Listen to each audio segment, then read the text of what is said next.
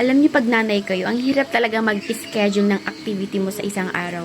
Kasi dati, nung wala pa akong anak, as in na, meron akong mga schedule, oras-oras yan, ganitong oras, itong gagawin ko, ganitong oras, ganyan ang gagawin ko. Ngayon, hindi na guys. Yung schedule mo sa isang bagay na gagawin mo, nakadepende yung schedule mo sa paggising ng anak mo, sa schedule ng anak mo. So, ang hirap bilang isang nanay pala. Kailangan mong mag-adjust ng sobra-sobra. Minsan, nasisira na yung may ano ka, yung may target time ka, na dapat sa oras na to, tapos na yung ginagawa mo, pero hindi mo magawa. Minsan nagagawa, pero kadalasan hindi mo magawa.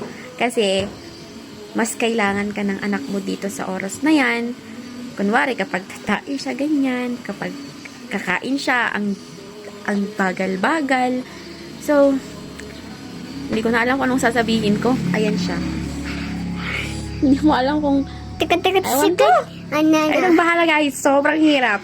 Pero kung may mga suggestion kayo dyan sa mga nanay dyan katulad ko, kung may mga suggestions kayo or pieces of advice, comment naman kayo sa baba.